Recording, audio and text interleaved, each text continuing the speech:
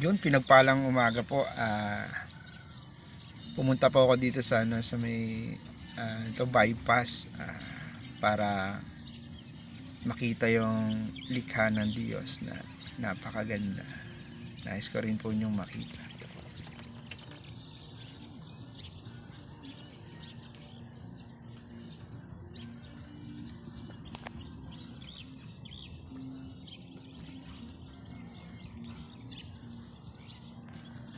Yun, nakita niyo po.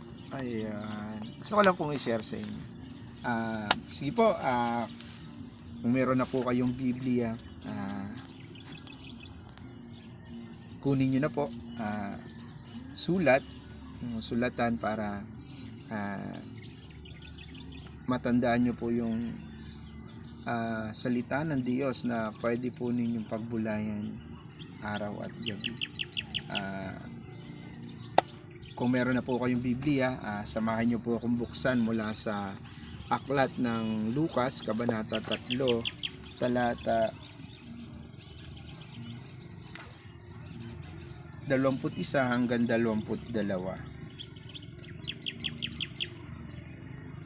Sabi po dito, nang mabautismuhan na ni Juan ang mga tao, binautismuhan din niya si Jesus.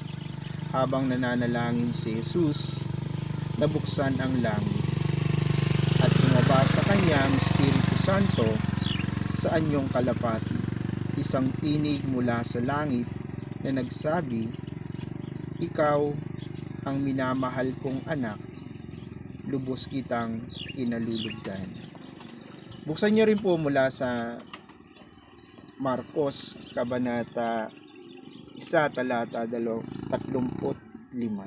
Sabi po dito, madaling araw pa'y bumangon na si Jesus at nagpunta sa isang lugar na walang tao at doon nanalangin siya. Yun, amen. Bago po yun, manalangin po tayo ng saglit. Panginoon, maraming salamat po sa umagang ito. Sa panibagong lakas na pinagkaloob niyo, Panginoon.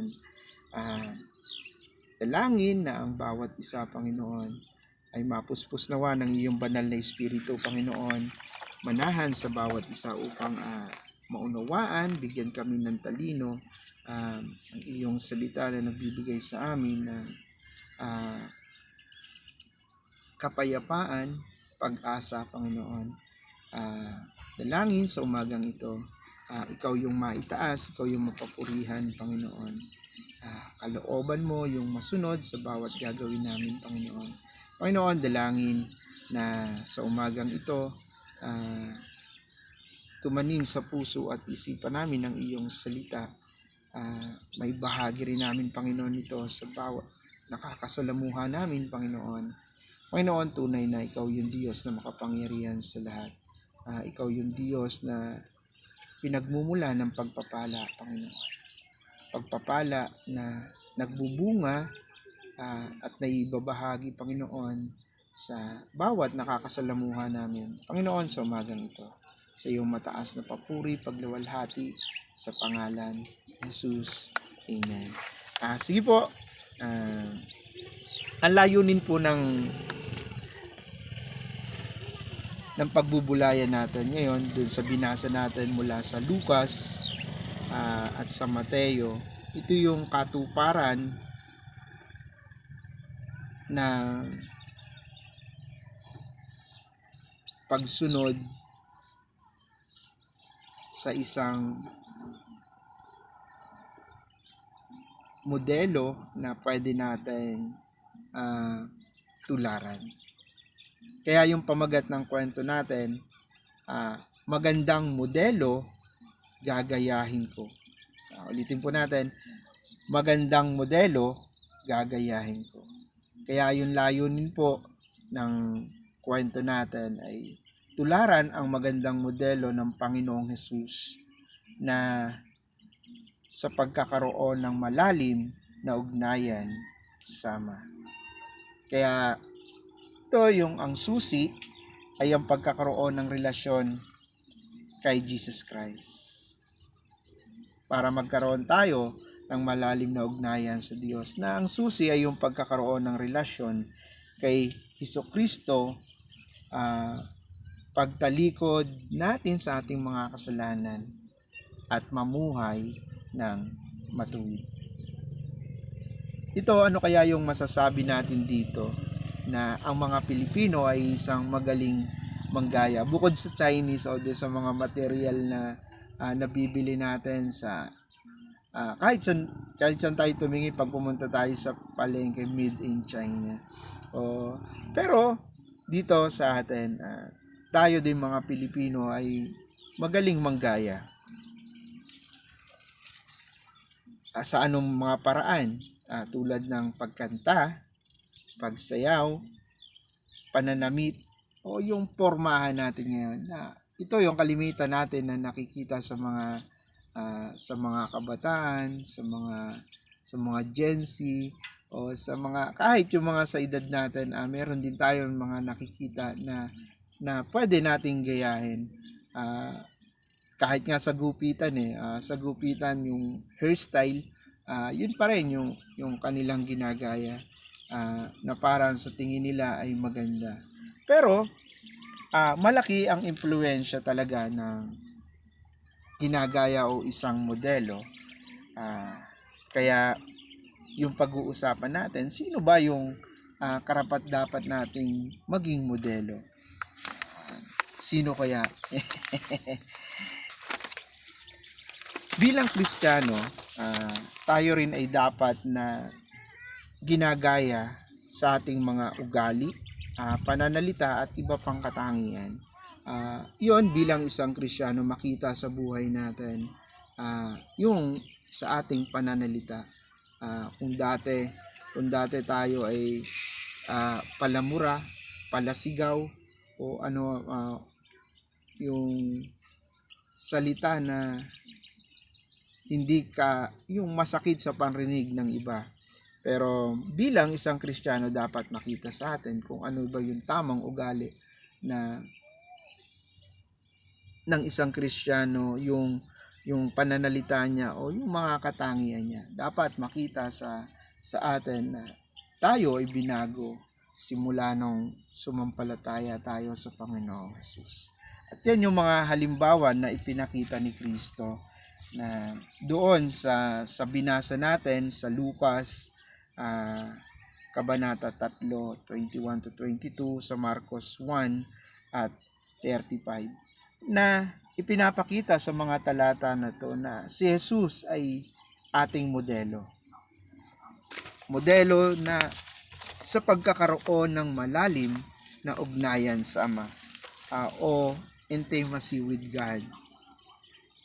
Mga halimbawa na ipinakita ni Jesus yung sa pagpapabautismo niya kay Juan, sabi na makikita natin yung malalim na ugnayang ito, labis na kinalugdan ng Diyos Ama ang kanyang anak na si Jesus, na isa yung halimbawa na modelo na ginagawa natin bilang isang pagsunod o halimbawa ng Panginoong Hesus na ginagaya natin. Sa malalim na ugnayang ito ay pinapakita rin ng Panginoong Hesus kung papaano siya naging masunurin sa kalooban ng Diyos Ama. Siya ay nagpasakop sa kagustuhan ng Diyos.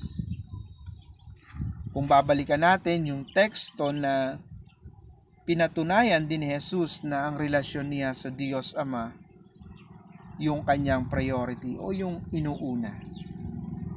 Sa pamamagitan ng pananalangin, dagdag pa rito ang pagkakataon ng kanyang pananalangin sa Diyos Ama ay sa tuwing may mahahalagang hakbang o himala siyang gagawin.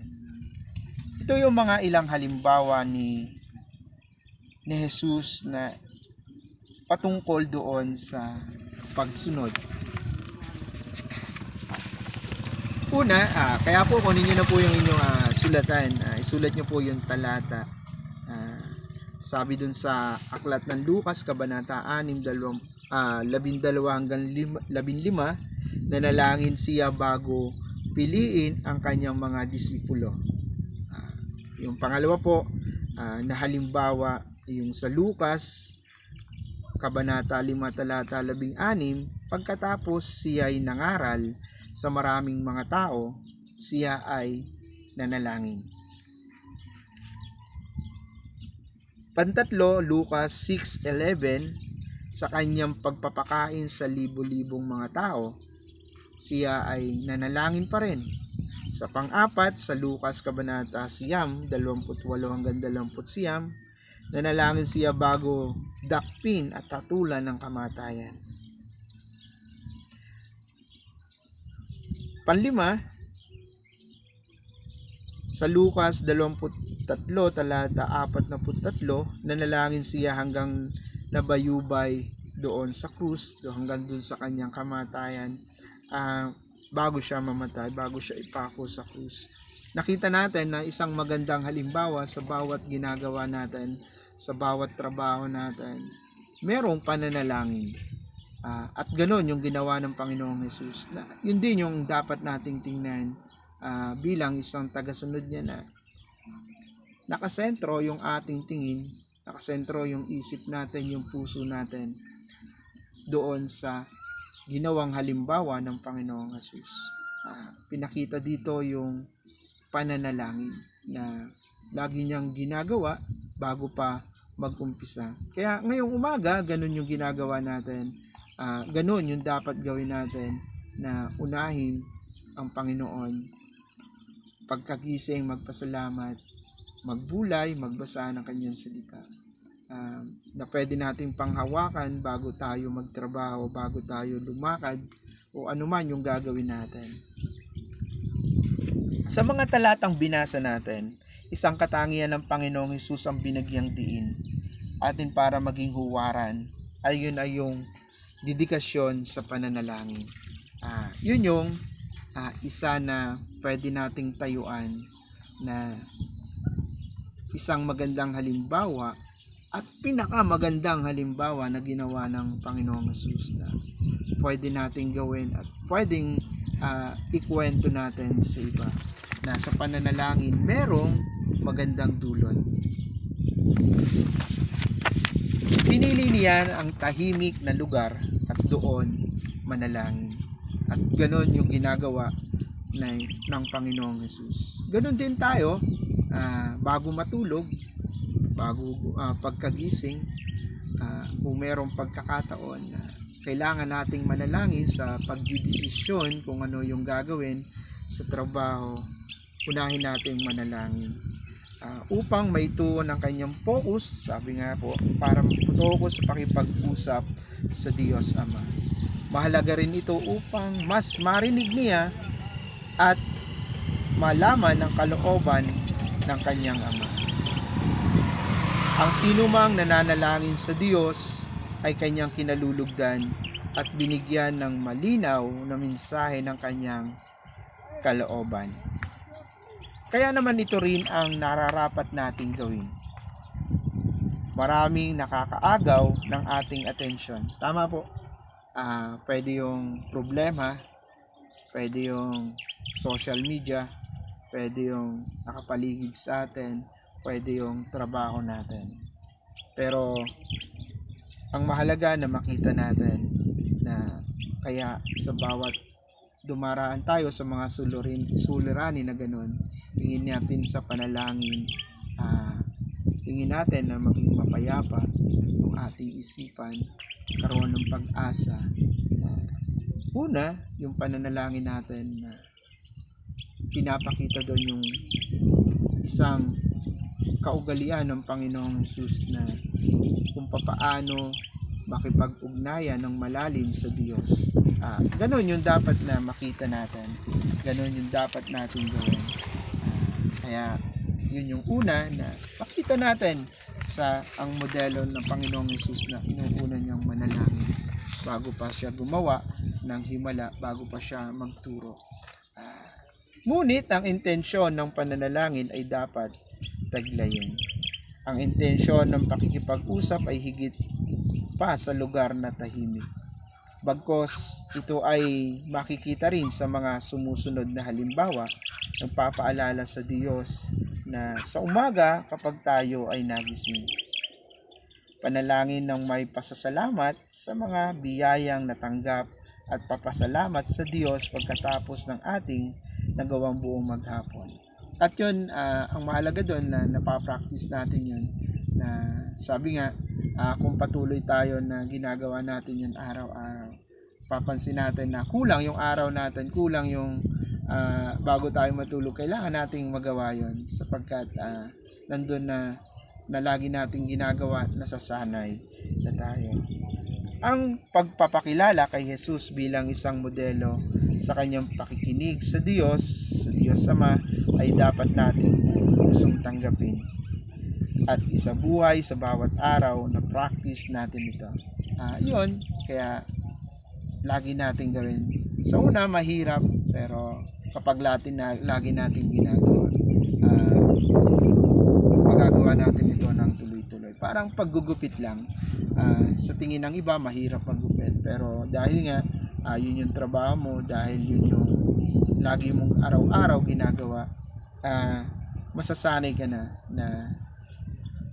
madali lang pala.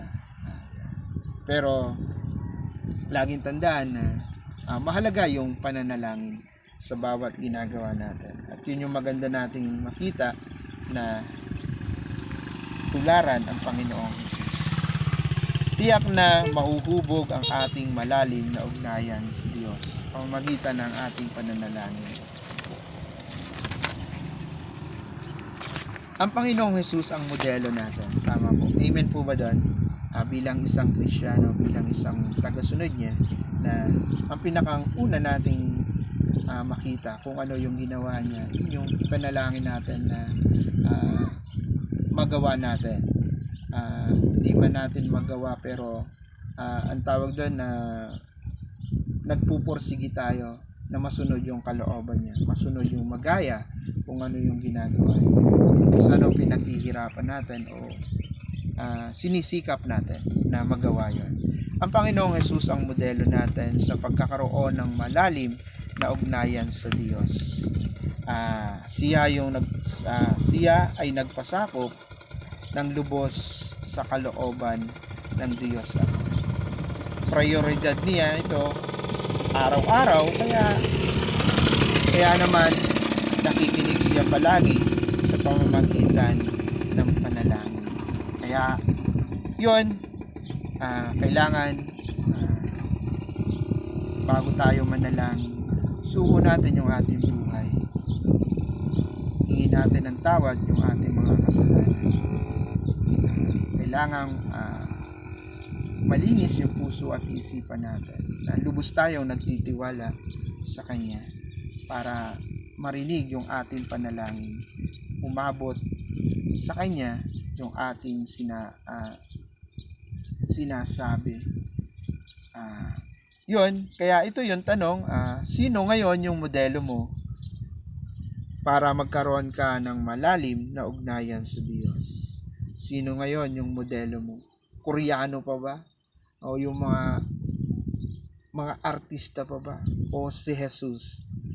Para magkaroon tayo ng malalim na ugnayan sa Diyos. Siyempre, ang Panginoong Hesus na sarili nating tagapagligtas. Pangalawang tanong po, ginawa ba ninyong modelo ang Panginoong Hesus sa pagkaroon natin ng malalim na relasyon sa Diyos? Amen po doon. Amen.